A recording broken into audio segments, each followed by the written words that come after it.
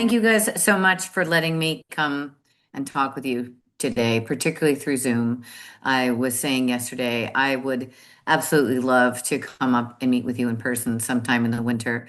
But right now, just the length of time to get there is just prohibitive in terms of beekeeping and everything else.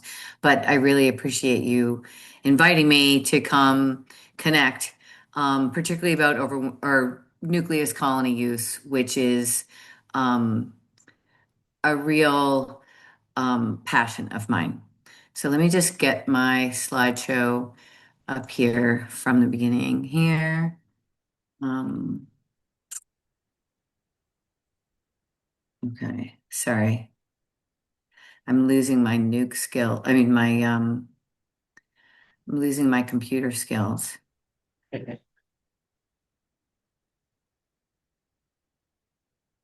Okay.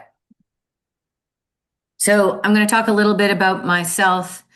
It's important to me when I hear people talking about beekeeping that I kind of get to see and get a sense of their operation so I can decide whether or not I think it makes any sense to me around my operation. And so, you know, respectively, I'm going to show you a lot of of what I do and what it looks like in my yard. Um, Sorry, that's just a quick picture of, my resolution is a little weird here. Okay. So I started beekeeping in 2004, which means, as far as I can tell, that I've been beekeeping for over 20 years now, which is kind of shocking to me. But I manage 75 plus or minus colonies here in Portland. And up until up until last April, so a year ago, I have, for my entire beekeeping career, also had a full-time job as an accountant. I was most recently the director of finance at Maine Audubon. Before that, I was the chief financial officer at the Coastal Maine Botanical Gardens, and before that, I was the controller at Allagash Brewing. So my in my real job, I'm an accountant, and in my side life, my secret life, as I like to call it, I am a master beekeeper, or started out as a beekeeper and then eventually certified as a master beekeeper.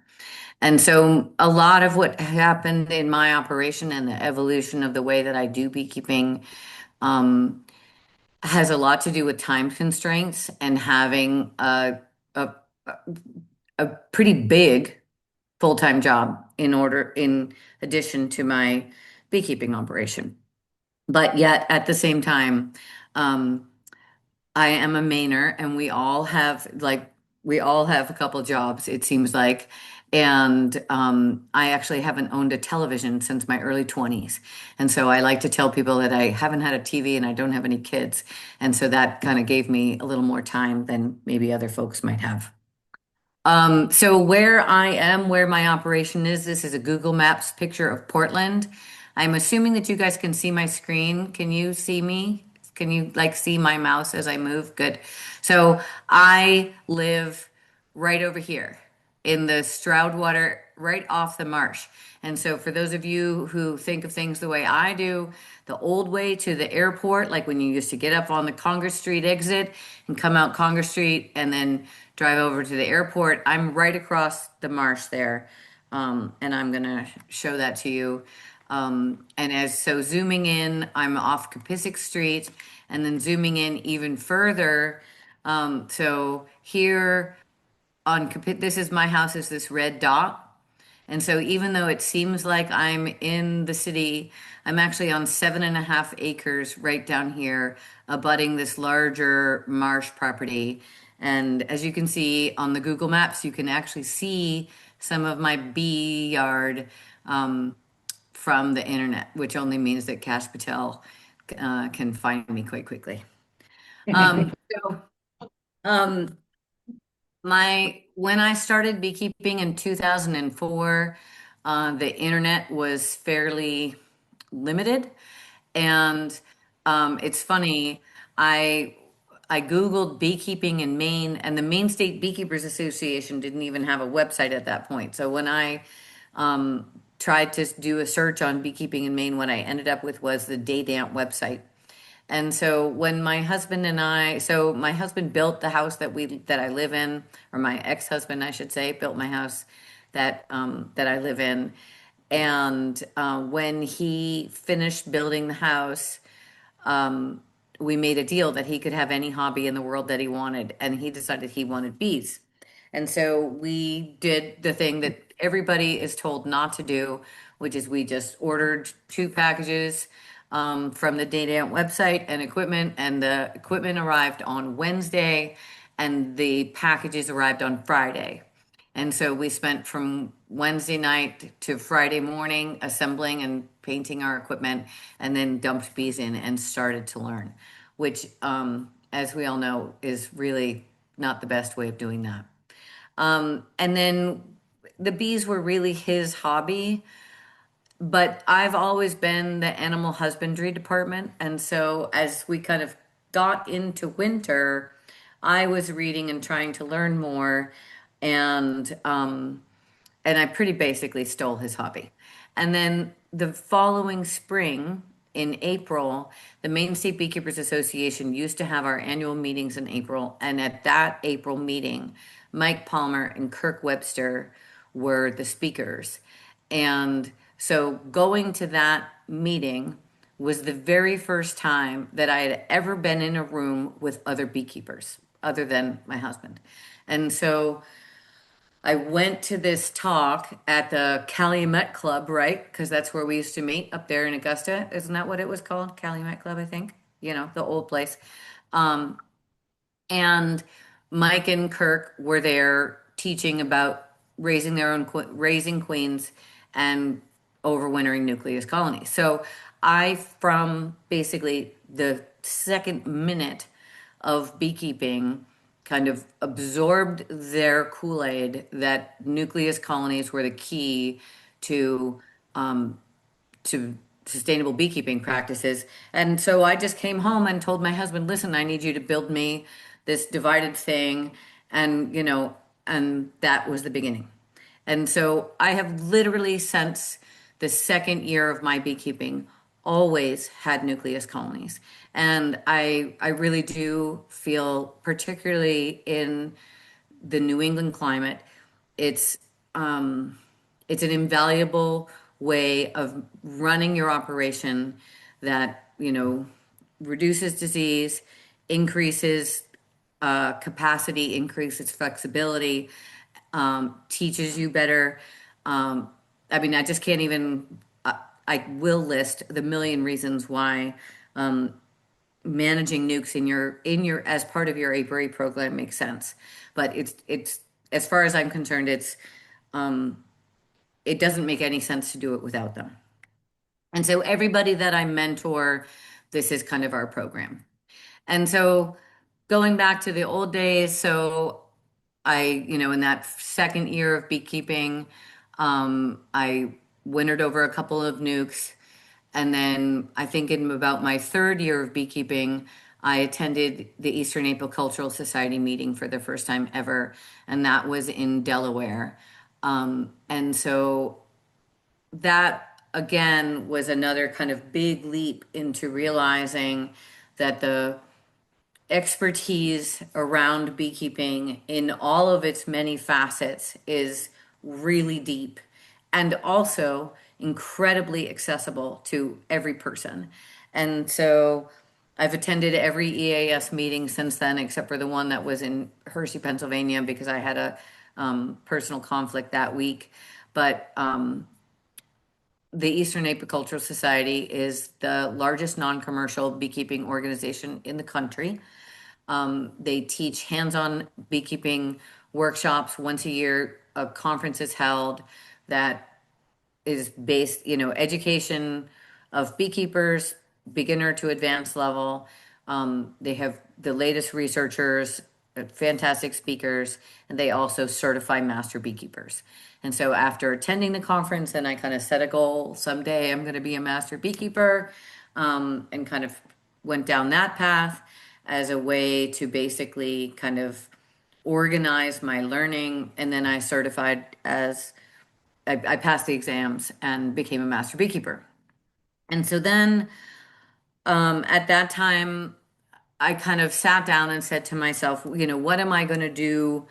Now that I'm a master beekeeper, I need to have like a specialty, and which is not necessarily like any kind of a requirement of master beekeepers, but it just is the way that I wanted to kind of organize my thinking.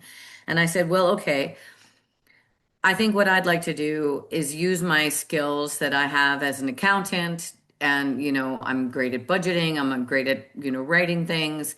I want to reach into the farm bill and get a little bit of money out of this huge USDA thing and bring it into small scale beekeeping and think about, to kind of promote education that way. And so then I wanted to design a project. Like how am I going to do that? I decided I'd write a SARE grant and I had to pick what I wanted to do for a topic. And so for my topic, what I wanted to teach about was, or to examine actually, frankly, was the difference between overwintered nucleus colonies and package bot colonies.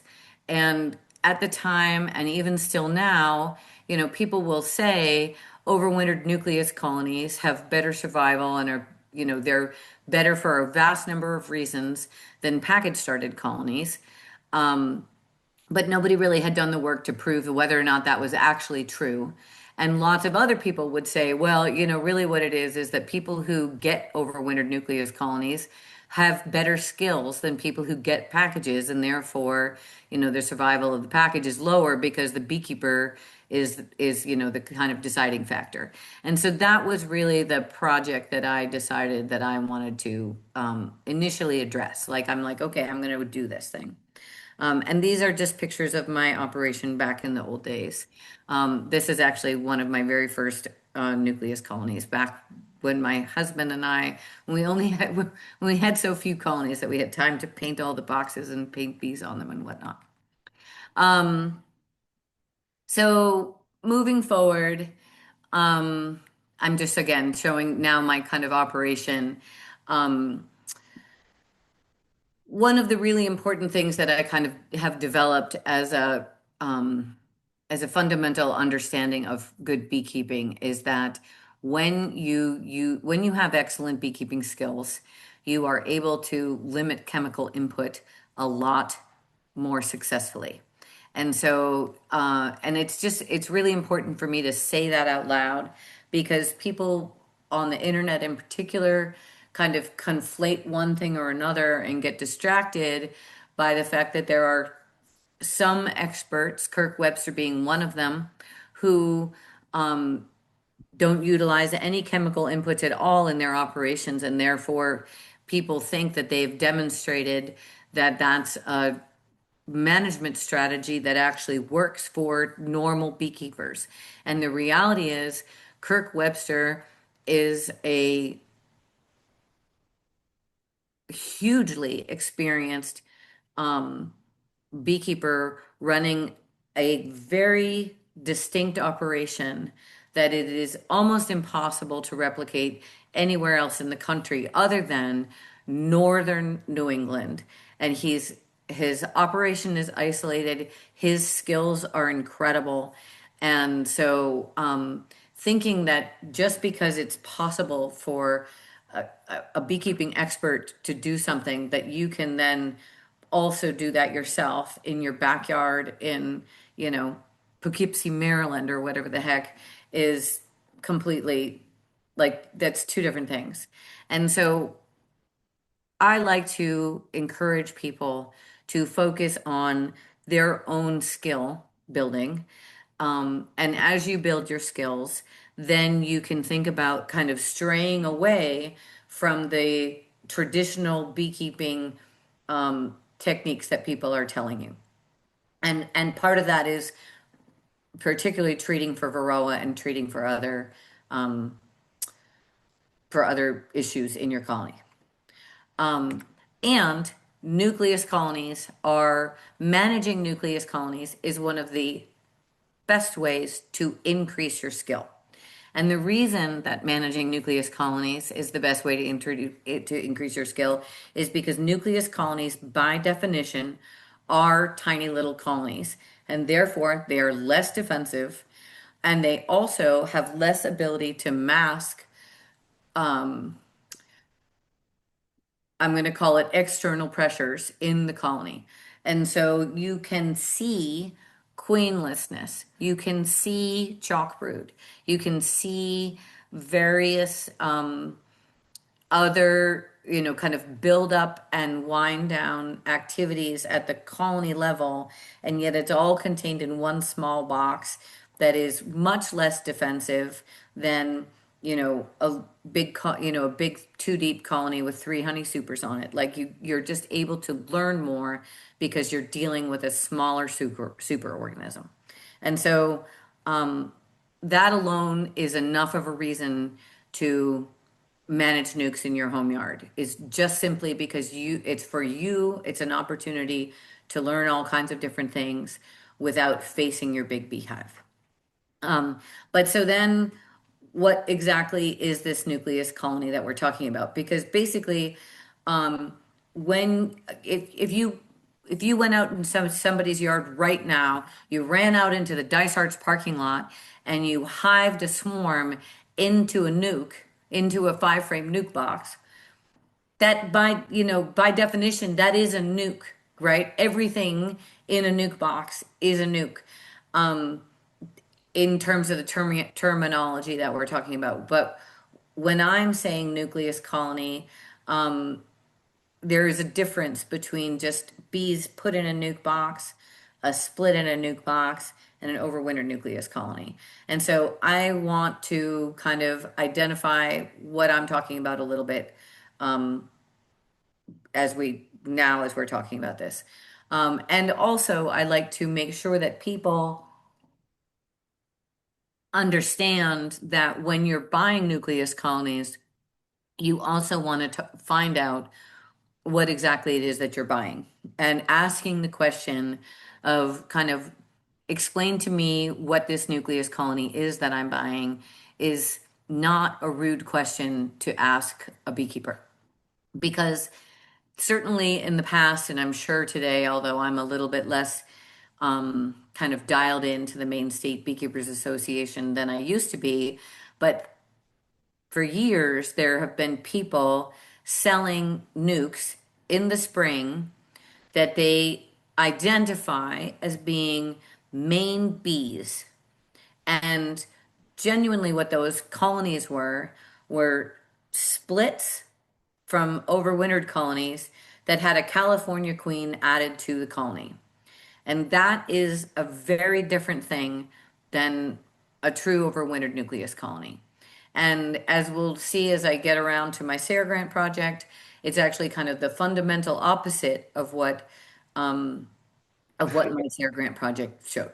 But so I'm going to talk about this a little more. So splits are breaking up larger colonies, typically into one or more into two or more colonies, or sometimes splits are made from a bunch of colonies. Like you might take 8 colonies and turn those 8 colonies into 36 nukes, but using, not necessarily making one into 3 or 4, but using a frame of this from one, a frame of this from another, a frame of this from a third, and adding them up to be, as evenly sized as possible, and then adding a mated queen once those splits are added up. And this is a very typical um, method for making spring dead out replacements. Um, but this is not an overwintered nucleus colony. And this is not, splits are not what I'm talking about when I talk about the rest of this managing nukes in your yard. When I'm talking about managing nukes in your yard, what I'm talking about is making up a colony from, the pieces that either from your mating nucleuses, using your larger colonies, using that kind of split technology, and then adding a northern raised queen. And then really it's not in what I'm talking about a nuke being until that queen is laying and all of the bees in that colony are from her. So we're talking about the superorganism that like a split kind of becomes. But that split, importantly, in where I'm talking about, the most important thing is that the queen come either from your own operation or another northern operation. And so, buying a queen from Chris Rogers or somebody like that who's raising queens, or Jason Peters, like or me, frankly, buying a queen from somebody here in our area, or raising your own queen, or using queen cells from your own colonies when they're raising queens in the process of swarming. Any of those are, as far as I'm concerned, equally great. So, so we're talking about a small colony, made, for the purpose of kind of keeping a distinct unit. Um, so an overwintered nucleus colony is that unit that I just talked about, but keeping it small and then managing it as a small unit through the winter for the purpose of having it available in the spring. And so the fundamental basis of the overwintered nucleus colony is that like what we really want is northern raised queens in from New England, in New England in the early spring. And the only way to get a queen through the winter is to have her in a colony, and the smallest colony that we can manage to do that, so the smallest amount of resources possible dedicated to giving us a northern raised queen available in the spring, is an overwintered nuke. And typically that's the smallest that is recommended is a 5 frame deep nuke, and they can get bigger from that. Could be like 5 frame deep with a 5 frame medium above it. It could be a 6 frame nuke. But basically, the point is to have this existing operation superorganism that you can use either to increase your colonies, replace dead outs, sell, use for other purposes in your beekeeping operation. So we're raising full size colonies, and keeping them until spring. Okay. Um, and it's always all about the queen. Um, so I know that you guys know this, but I'm just gonna say it because it's important to underline. Queens mate when they are in their first 3 weeks of their life. Let's just put it that way. 5 to 15 days old. And they mate with somewhere between 15 and 40 drones, and they store that sperm in an organ in their body. And there is no more mating after that, right? Does everybody know that? It's hard for me to see you guys because you're in a little box. But that is a critical thing to understand when you are thinking about making up overwintered nukes. Because if you make that little split, you grab a couple frames of brood, from one of your colonies, and then you buy a queen from me or Jason Peters or whoever, you are then picking up, let's just say me, you are picking up the genetic material of my bee yard here in Portland. And by genetic material, I mean that my queen that I mated, my virgin queen who mated here in my home yard, is going to be mated with the many other drones from the colonies that I own here, which all are from all overwintered here, right? There's probably a fair amount of potential input into that from other small scale beekeepers in the Portland area, within flying distance, who maybe have bought packages from the South. So if my queens are mating, like right now, you buy a queen from me in a month. And so that baby queen was mating here in the, middle of June. There certainly are other beekeepers within flying distance of my home yard where my baby queens are mating, who bought Italian packages. So there may be some genetics from those outside of my operation, but the vast majority of the drones that are going to be flying around my home yard are going to be coming from the, you know, 40 to 75 colonies that I'm managing here. And so the genetics are mostly going to be from overwintered stock, right? Are we following me there?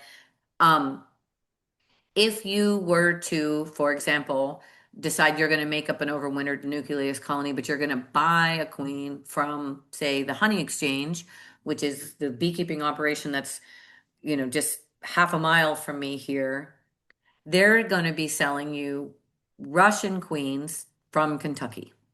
And that's a very different genetic makeup. Now, granted, they have Russian stock and that has its own value, but it is not, those are not northern raised bees. It's not proven up here they didn't survive the winter. And that really does make a difference in terms of kind of uh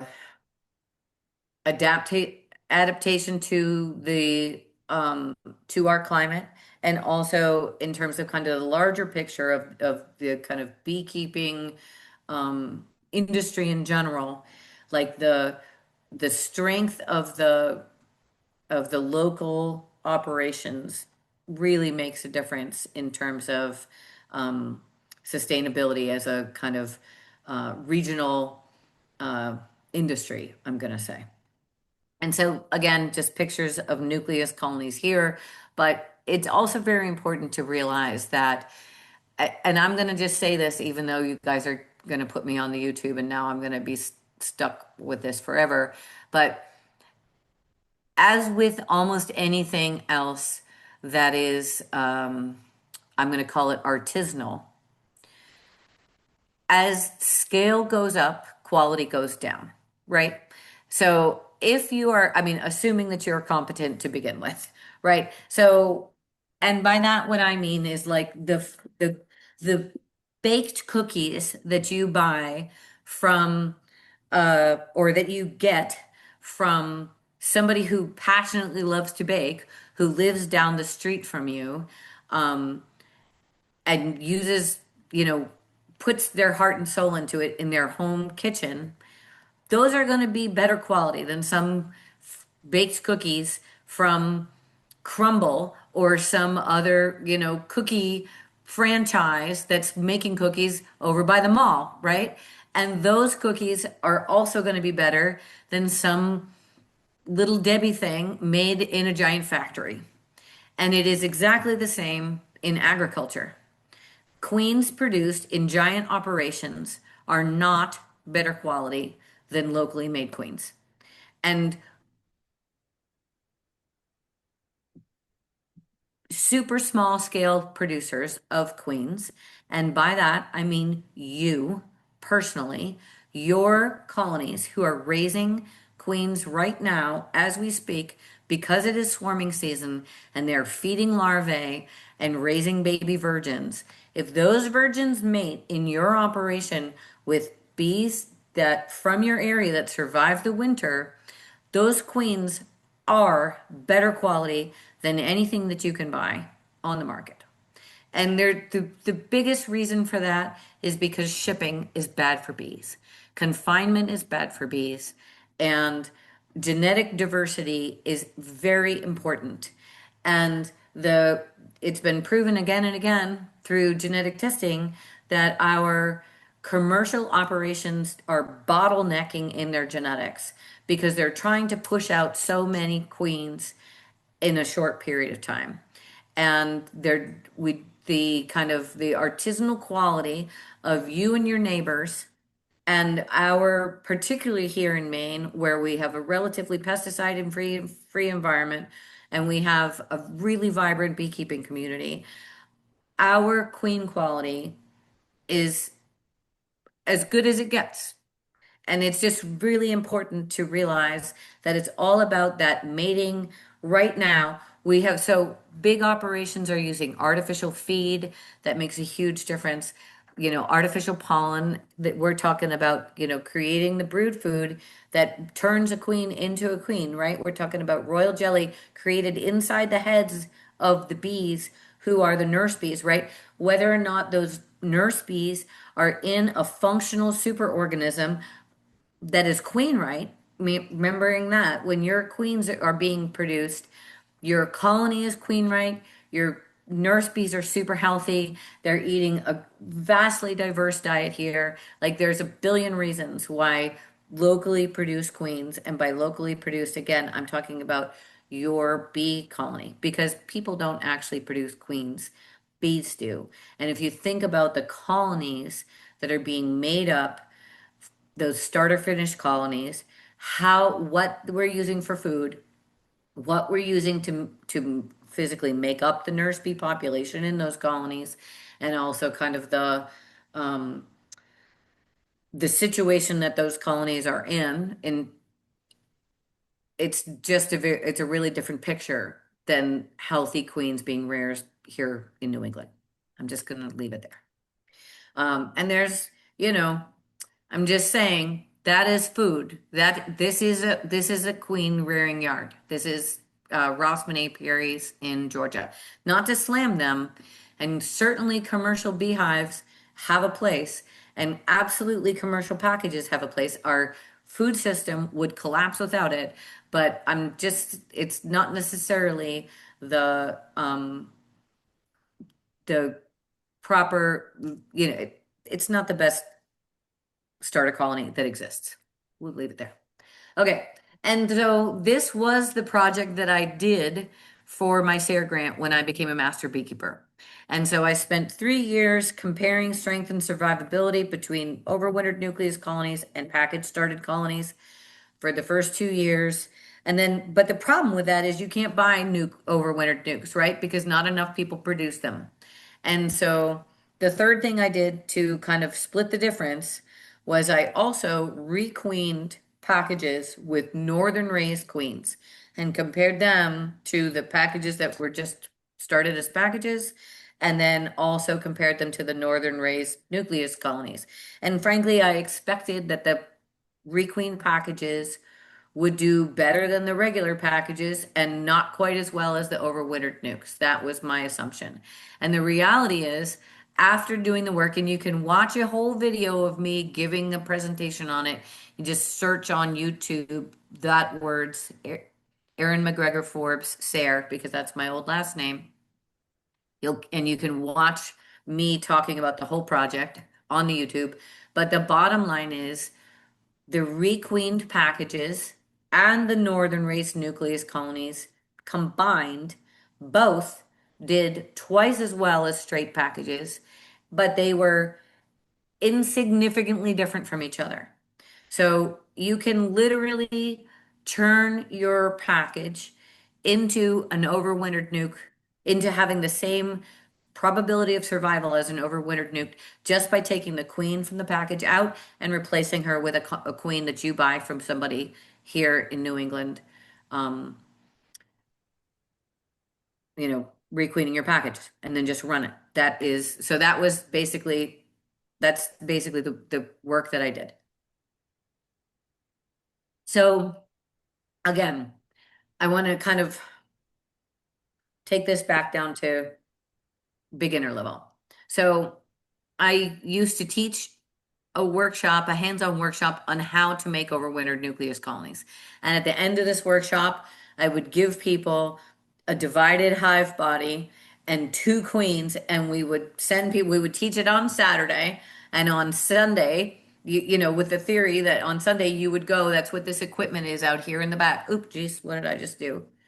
That's what this equipment is back here, is all the participants were supposed to, kind of take their two queens home and make up their nukes, and then, attempt to winter them over.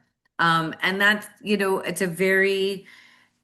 it's, it's kind of like a leap for beekeepers to make, particularly when you haven't been from day one understanding that nukes are kind of a part of your operation. This is actually Carol Cottrell. She's another master beekeeper here in this corner. And I remember her saying very specifically to me, Erin, I have enough trouble keeping my big colonies alive in the winter. I just don't see myself starting, trying to winter over nukes. And I was like, Carol, the nukes are even easier than your big colonies. And she just couldn't really wrap her head around the fact that that was the case.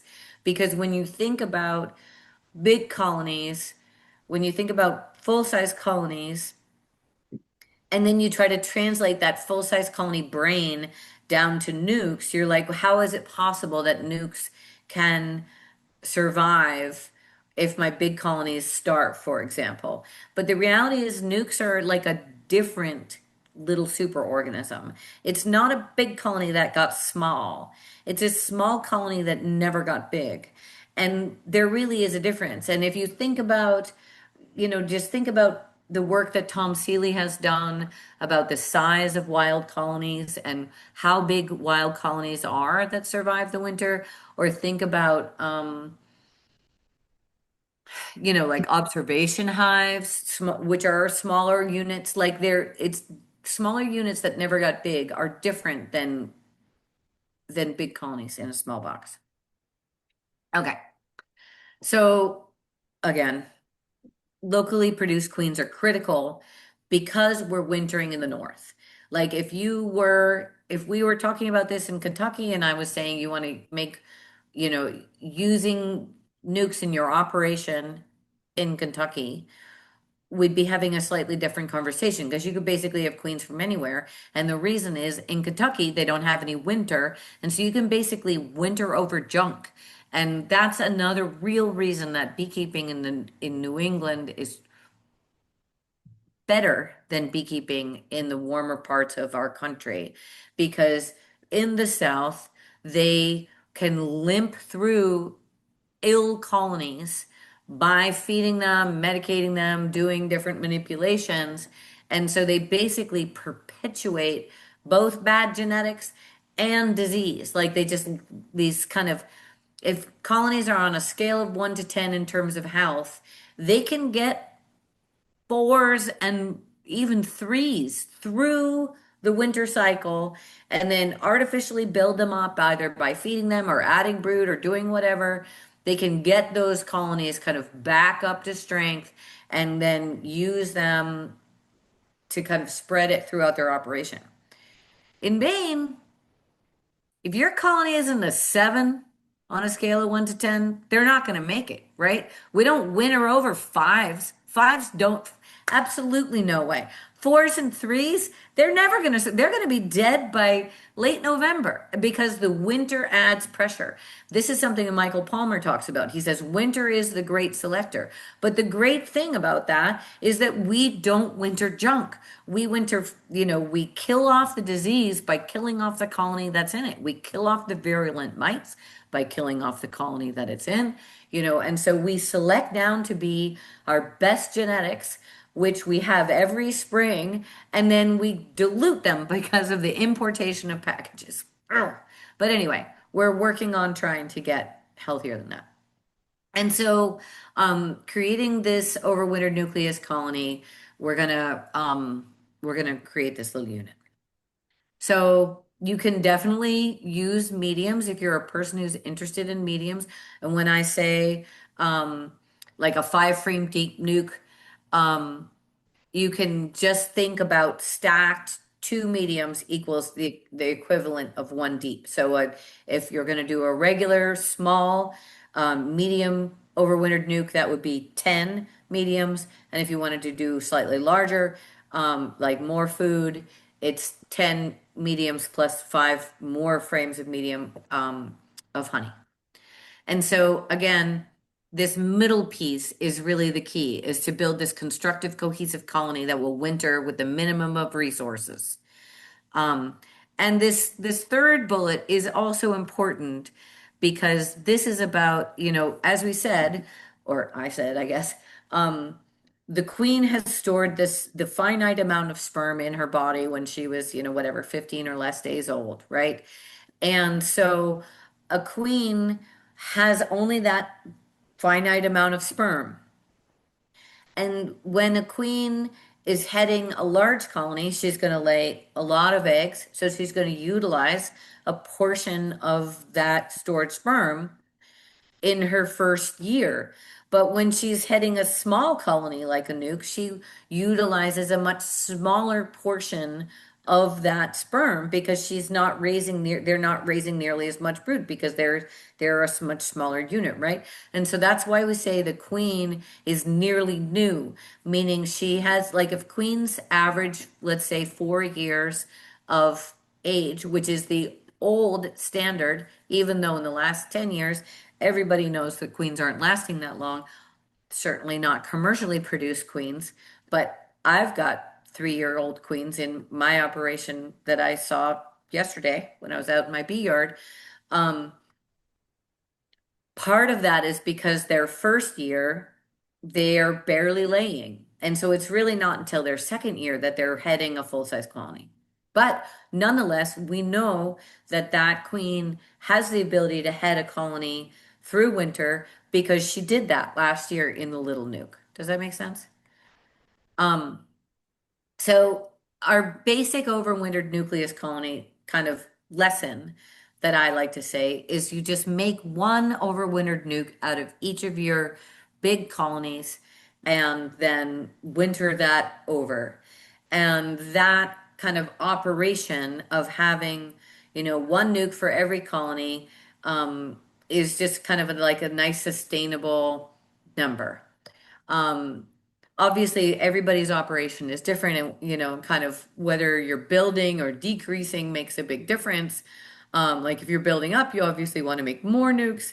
Um, but just having one for one is a nice kind of hobbyist um, concept. And so the goal to bring into winter is to have this 5 frame of bees, which I think of as being like a good sized football inside a deep box or inside of two mediums, and then throw medium of honey on top for additional winter food. And it is not, it's important to think about your nuke operation as kind of like a second subset. So when we're thinking about our big colonies, we're expecting them to produce us honey, right? And then we maybe leave honey on those big honey producers. We leave an extra medium on. We don't really think of having like a full-size colony that doesn't have enough food for themselves, right? And that we take a super from another colony and we give it to this one because that one isn't making honey. Like if they're not healthy enough to make a super of honey through the Maine summer, like we're not really ready to typically feed them through winter, probably because there's something wrong in there. That's not the case in the nukes. In the nukes, we're making them so small, we expect them to basically create the superorganism, and then you absolutely can just bring 5 frames of honey over from another colony, like save honey from your, honey producers, and throw a 5 frame nuke on top, a 5 frame, 5 medium frames of honey on top to be their stored food. Sorry.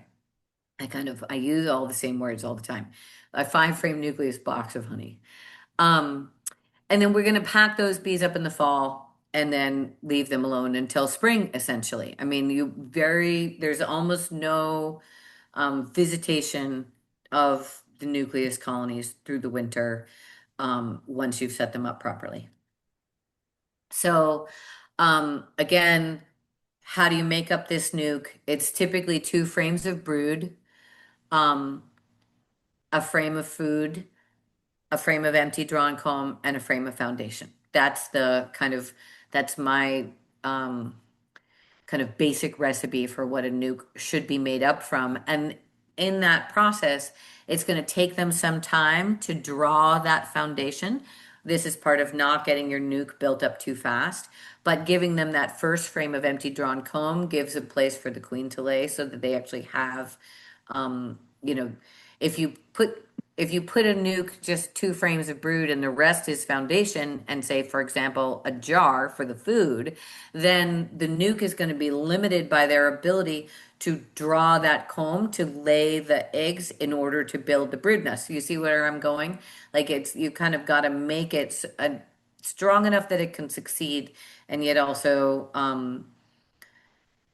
giving it enough, like not giving it enough work to do that they're basically creating their nest while they also create their cohesive unit, if that makes sense. And again, we can just use mediums um, for anybody who's in medium equipment, which, as you can see from the pictures of my operation, I am. And so building the nukes through the summer into the fall, essentially what you're going to do is you're going to let the nukes kind of build up, and then you want to get them into that, well-fed um, football with plenty of honey by, early October. Um, and so this is the fun part. Okay. Like I'm talking all of this kind of logistics and all this other thing, but really the key to nucleus colonies is it's like having a bunch of puppies, right? Like what we have in our honey super yard, in our queen produce, or sorry, our honey producing yard is like our full scale German shepherds who like do the thing, right? They are big, healthy, defensive honeybee colonies, exhibiting their own personalities, like keeping the people away and doing their own thing.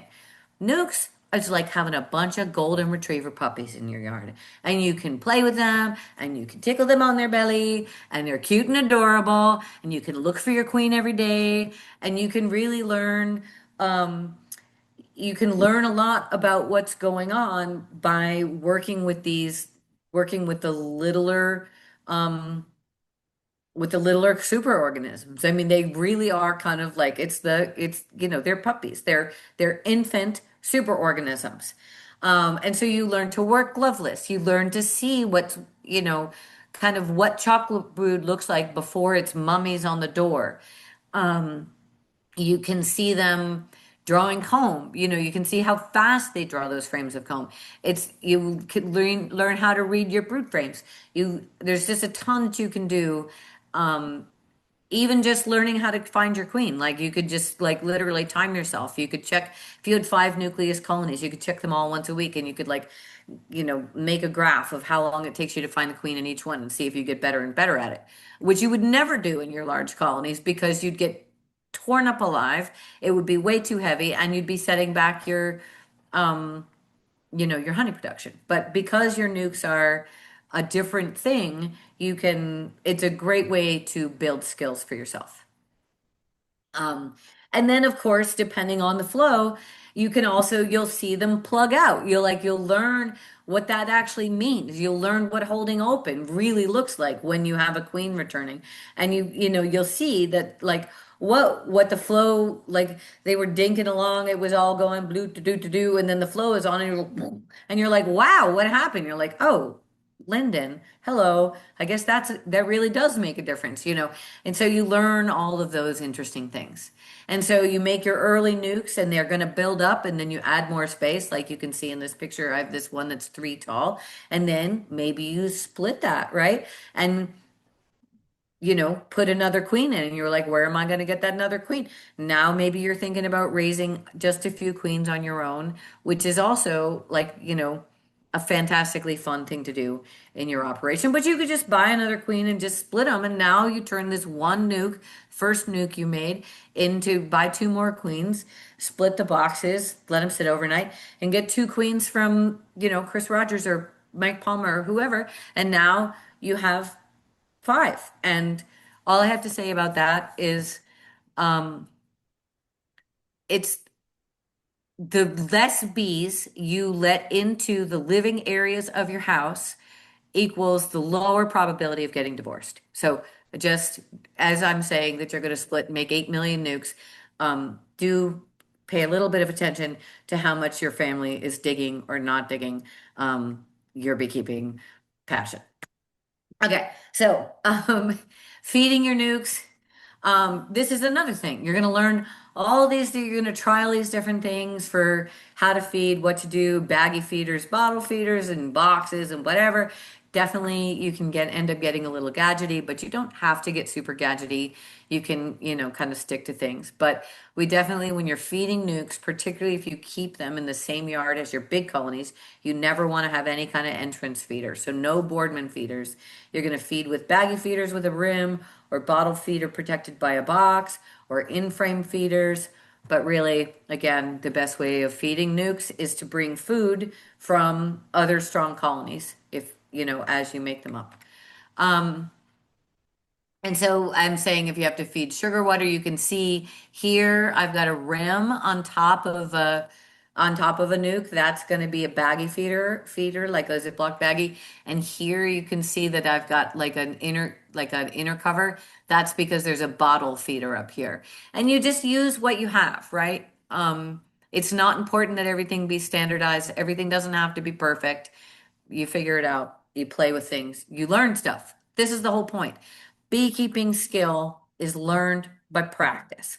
And so actually getting out and experimenting with things, which, as we all know, is really hard to experiment with our big colonies because, again, they're big, giant German Shepherd superorganisms who don't really want us to take them down these rabbit holes of our learning.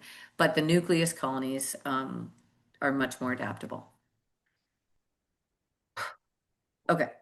So let's just say for a minute that you buy my story, right?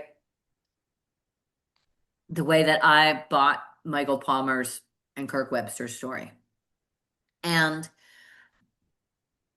I just need to say this because it is this simple. Like people get really hung up on the difficulty in beekeeping. But if you were out in your bee yard one day this month and you happen to see a capped queen cell on a frame or two or three, but a frame with capped queen cells at this time of year when the flow is on, which it is, and the bees are healthy and making honey like crazy, which they are, you can literally just take that frame with bees and queen cells, a shake or two of nurse bees, put them into a mating nuke, and raise the best quality queen, that as good a quality queen as any other queen that you could possibly ever buy, and learn a lot. And the real trick for that is using these divided hive bodies. So if there was just one thing that if you said to me, like, what's the one thing that I should buy to like learn how to do queen rearing? I'd say it's these divided hive body mating nukes.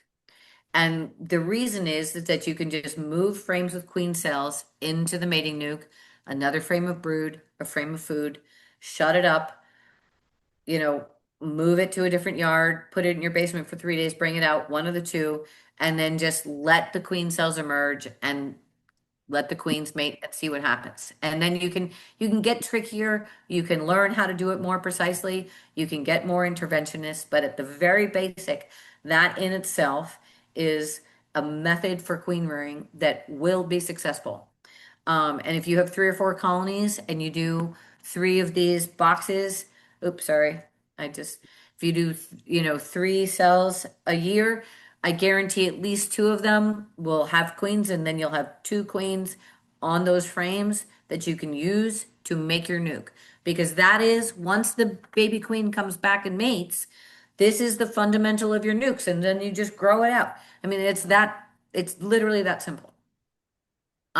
So you make notes about what's happening in your box. I mean, so this one isn't like totally perfect because I sold a queen, so I had a queen in there around the 6th of June, and on June 21st I sold a queen, and then I added a queen cell on 2 days later. And then you can see I saw the virgin almost 3 weeks later, so I added a queen cell that I didn't know exactly how old it was. I saw that the queen cell had emerged and there was a virgin, but I didn't see any eggs. And so then on the 21st, I saw eggs, which is why I marked her orange.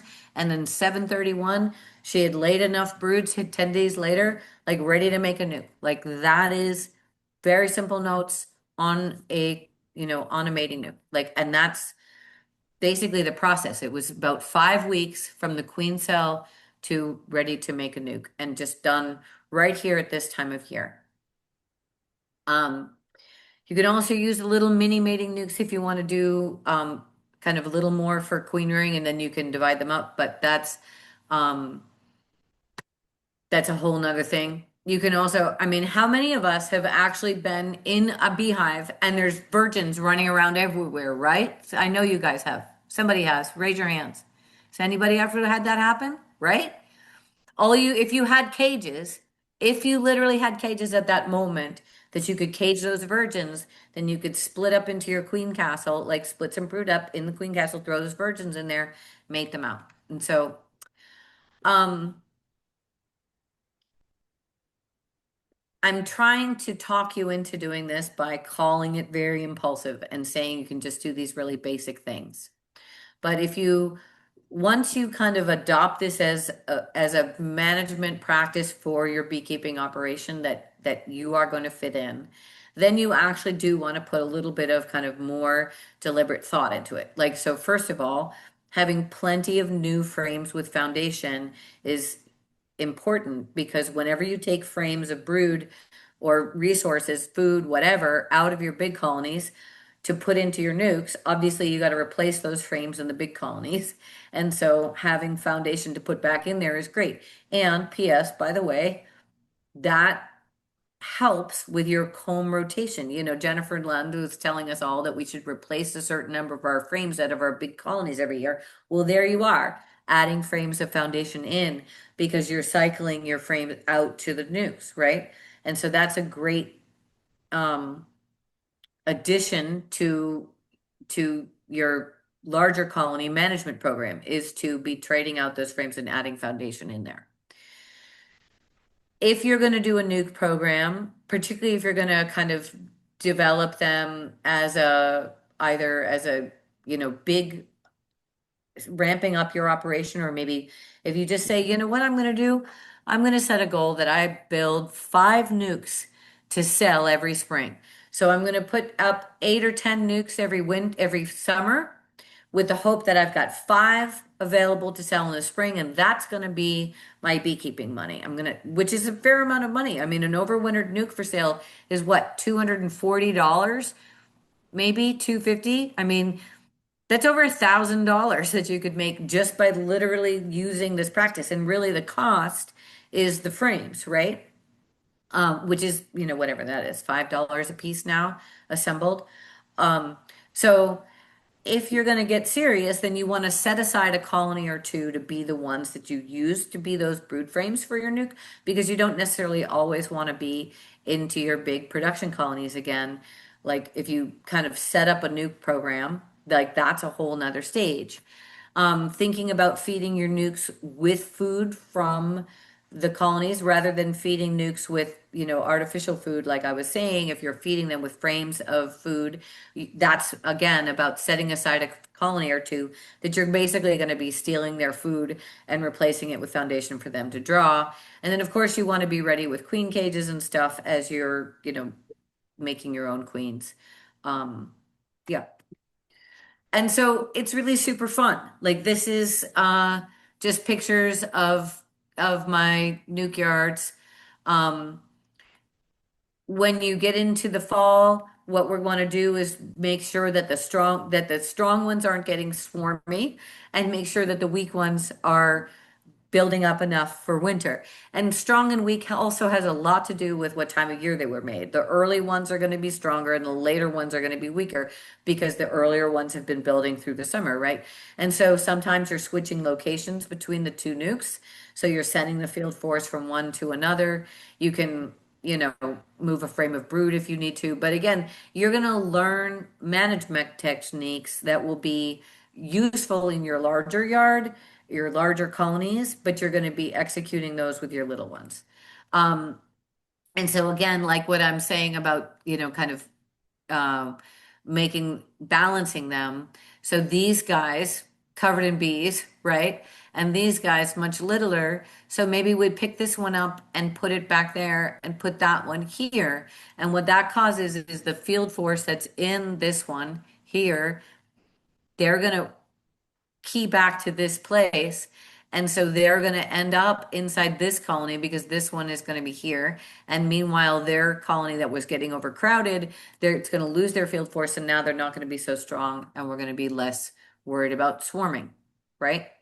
It's, and when I used to run this nuke yard in particular, I'd come home exhausted because it's like playing chess with like 45 different chessboards, like being in one of those like Central Park and you're playing chess with all the different people because you're looking at this colony and trying to figure out what they need and looking at that colony and trying to figure out what they need.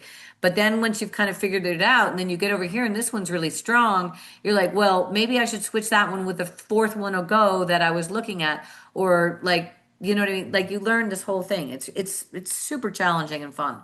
And again, you're out there in your tank top, just a little veil, no gloves, you know, fiddling around in your lightest pants. You don't feel like you need a bee suit. You don't feel like you need a jacket because we're dealing with little puppies. Um, okay. Um, I feel like I'm using a lot of time. But so nuke equipment, there's a lot available to buy. Divided hive bodies utilize existing equipment with those dividers. It's the least flexible of the options, but it uses up, old equipment that you might have, right? You might have 10 frame equipment that you just divide. That's the way Michael Palmer does it. The reality is Michael Palmer is a hippie who's got massive skills, right? But also, like, he's constantly saving money and economizing everywhere. Like, I buy things that I need and think that I want.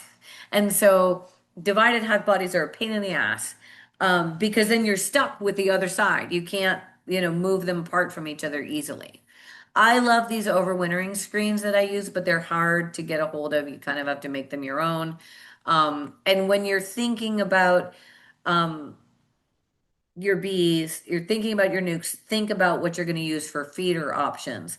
For example, I have these fantastic Lyson, Lyson, European six frame nukes boxes that I just absolutely love, but they don't have an easy way to feed it. I can't put a wooden box on top because it's a six frame. So my wooden box doesn't fit. So I don't have a good way to feed it. And they also don't come with mediums. So there literally isn't a medium box. So I'm always having to work with deeps when I'm working with those. So, if you get kind of think all the way through the season when you decide to buy something gadgety. That's the modified double nuke. Um, this is the overwintering screen that I use when I'm overwintering. But you have to actually make the screen. Um, Brushy Mountain used to sell them, and then Brushy Mountain went out of business, and so there isn't anywhere to buy this double screen. But the beauty of this double screen is that the bees can't touch because there's two layers of screen, and so it allows the colonies to to smell each other and hear each other. They basically think they're stronger than they are. Michael Palmer does the same thing with devils in a divided hive body, just right over the inner cover, no screen, just the inner cover is closed with duct tape because again, he's a hippie. Okay. So ganging nukes is just assembling them for winter. Like all of this, if you get into using nukes, you're going to kind of experiment with this and you can learn about it. But, none of this is super tricky and kind of understanding that you can use what you have and just make things work is really, that's the message is you don't have to have thought through every little issue and everything doesn't have to be absolutely lined up perfectly. Like in the case of this little gang of nukes, what I'm doing here with the tar paper is keeping the snow off, right? Because if you don't have something over the top The snow will gather there, and then when it melts, it will melt down in between the boxes. Um, and so by having, kind of that little bit of protection, it keeps the ice melt from getting down in that crease here, which, I don't want that getting in, to where my bees are going to try to fly out their upper entrances. Um, you can also use a piece of plywood similarly. This is those bees. This is them in February. You can see I have like a strap that's going not actually on top of the plywood, it's under the plywood, um, strapping the bees down onto the cinder blocks, and then the plywood is on top. See it there? Anyway, that's what they look like. And then in the spring, or late winter, here they are. There's my nukes. You can see I haven't done a thing, obviously, because there's no footprints in the snow, but the bees are alive because they're cleaning out and, throwing bees out. And it's really not that hard. I mean, again, I started overwintering nukes in my second year of beekeeping.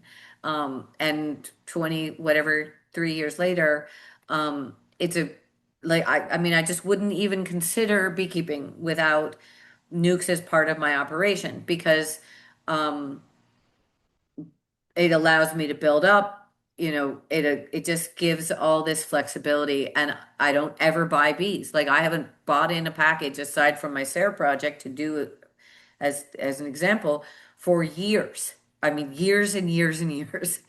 Um, you can emergency feed nukes if you have to. You'll read about that on the internet, I'm sure.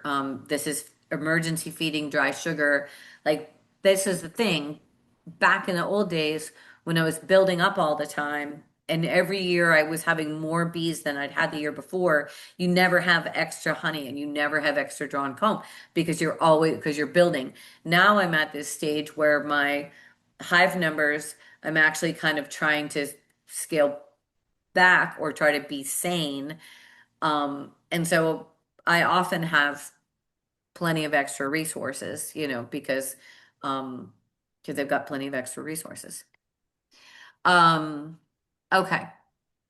So in the springtime, when you unpack your nukes, assuming that some of them make it through the winter, which they shockingly will, um, you just right before the first day of really good weather, which you'll know because of weather forecasting, you just, separate them out. You take them off the parent colonies or you just move them apart from each other, and then you can sell them or, use them for your increase or do whatever. But it's sustainable. Having a couple of people in your club who produce a decent number of nukes every year can make a huge difference in a kind of in the larger um, community. And I'd say there's probably down here in Cumberland County, I think aside from me, there's probably 15 people who consistently produce, 5 or 10 or 15 nukes of their own. There's a couple people who do quite a few, and it reduces that demand from packages. And it really, we have good, healthy bees coming out of winter every year. And, it's conceivable that someday we could crank up the Kittery Bridge and not import packages anymore if we had the skill to, because we have built the skill, frankly, um, to sustain our own beekeeping losses as a community. Um, so again, if you are going to sell bees, of course, you want to get your bees inspected by Jen Lund, our state apiarist, and she will prioritize inspecting for sale if, in fact, you want to do that. Um, I'm just gonna gloss over that, but move to this. So there's so much utter crap on the internet about beekeeping these days. I mean, you guys, how many people have gotten videos from the woman in Texas who allegedly does bee removals, like with no veil and everything, and finds the queen, like just reaches in? Have you guys seen this on like Facebook? It's insane, right? Oh my God, such junk. But there is actually really good, some really good quality beekeeping information on the internet. And one of those places is the University of Guelph, which is in Ontario, Canada, Honeybee Lab. And their climate is really similar to ours. And they have fantastic YouTube videos on all kinds of things, including making up nukes, queen rearing, shaking, mating nukes, all kinds of things. So that's a great place to learn. Eastern Apicultural Society, as we talked about, like one of the things that I didn't really say, and I should, is, I'm assuming you guys are all small scale and that getting to the point of having 75 or so colonies is probably your max, right? But for most people, but maybe you aspire to something different. But for most people, it's just really we're somewhere between, you know, 2 to 8. Like that's a kind of what I think of as a number, or 10 to 25. Like that's another size that most people live in. One of those two kind of frames. And having a few overwintered nukes in both of those is great.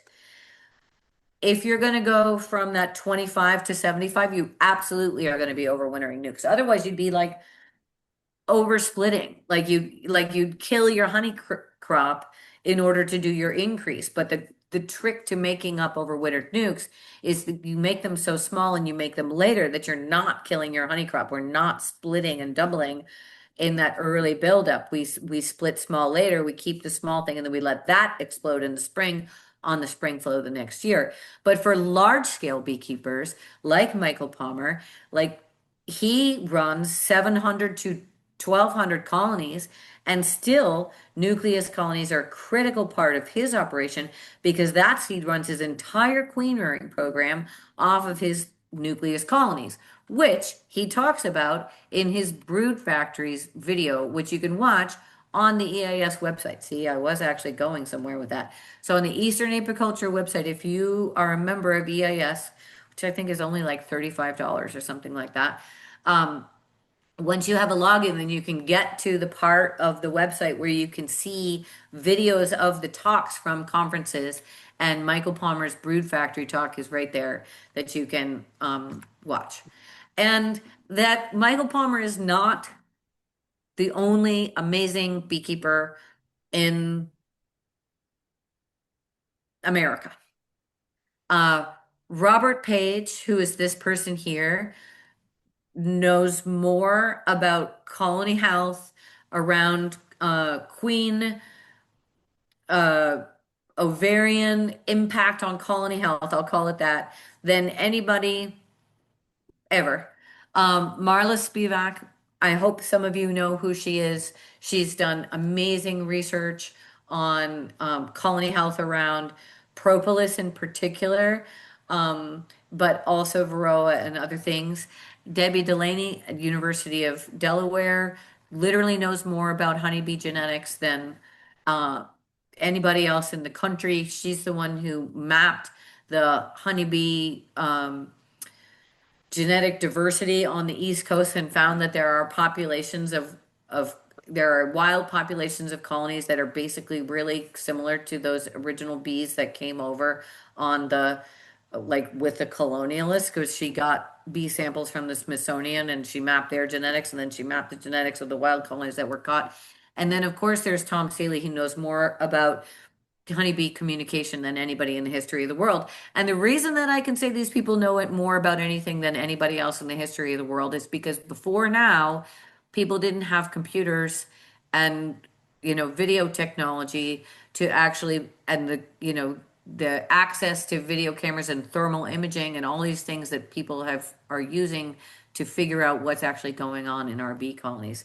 And the using their real knowledge and the things that they are teaching us instead of just the anecdotal, this is the way the beekeeping has always been done, is monumentally changing our understanding of beekeeping and giving us the opportunity to have better and better skills by integrating the information that they're teaching us from these research.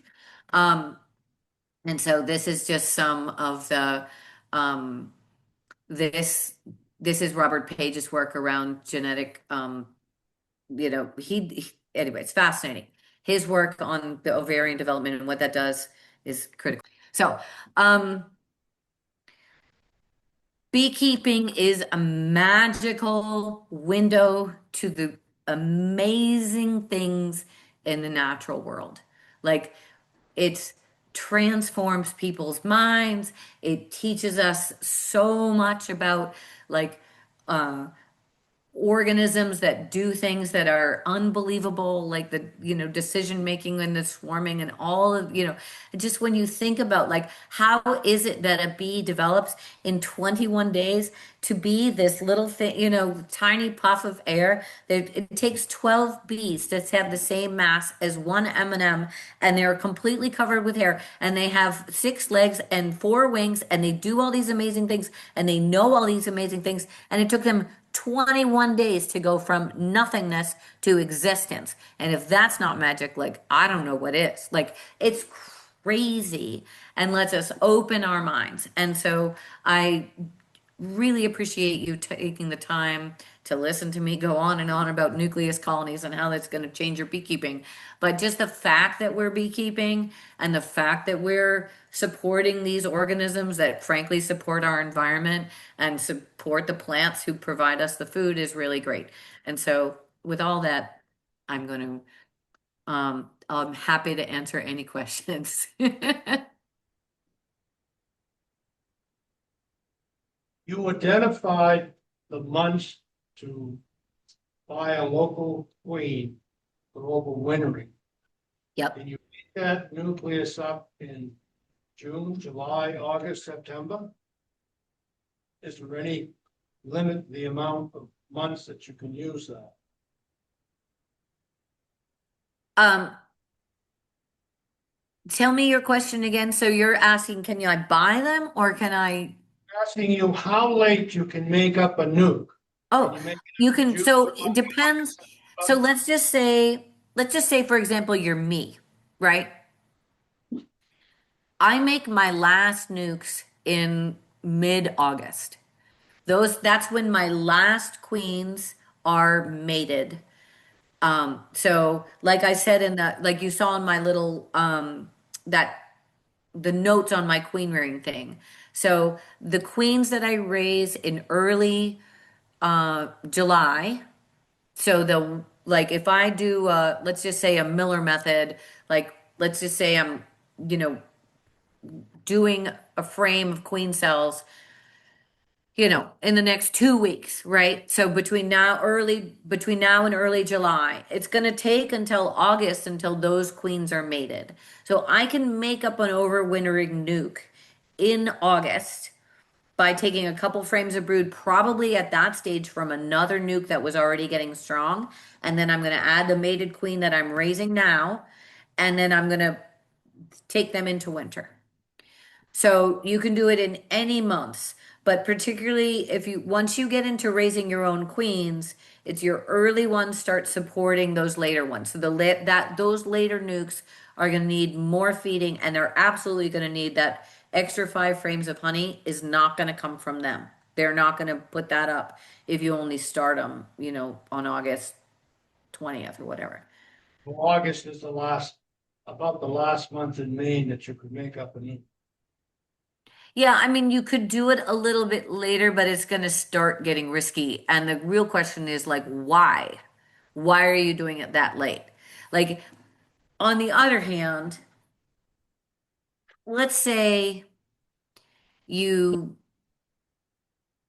forgot about your queen castle and you thought that they weren't queen right, and they are. And you now have like one extra queen on September 10th. Could you make up an overwintering nuke? Sure, absolutely. Like I'd do it. Like, but you're going to be adding a couple of frames from different hives, and the bees going into winter aren't going to be her daughters yet, right? By the spring, if they survive, they are, and their cohesion may or may not be good enough. But I mean, I'm not saying you can't, but the earlier you do it, the better. The ideal time is basically from the first mated queens in June, which is around June 10th, to August 10th. That's the ideal time. Well, thank you guys. I hope I do just want to say one more thing that I didn't say, which is Lincoln Senate, our state's largest home-based commercial beekeeper, makes and keeps nukes, right? Not just for sale. It's an integral part of his operation to kind of keep his operation running, right? Because here's the one more thing. Like, let's say you have like a beautiful queen who you absolutely want to graft from all the time, right? Where are you going to keep her? You're not going to keep her in a great big huge giant colony where you're going to have to fight the colony to find her every time. You keep her in a nuke and then you just keep grafting like crazy. So, like, starting to use nukes at some level is basically, they work at all the levels. Even commercial beekeepers who have a big migratory component have a nuke program. And so it can fit everywhere. Part of the problem with this is when we're teaching beginner beekeepers, we want to make beekeeping sound really easy. And each little bit of beekeeping isn't rocket science, but like we try to make it sound simpler than it is, and it's complicated. But just because it's complicated doesn't mean that it's not doable and fun. And so this is me trying to like everybody can do nukes. You saw my two beginning nukes back when I was like a little baby beekeeper who knew nothing. And now it's just part of everything. And so um, I hope it's building confidence for you guys. And it absolutely adds a layer of fun and whimsy to um, your operation because now you have these little colonies that you can fiddle with all the time. So thank you all. I hope you have a wonderful night and a wonderful summer.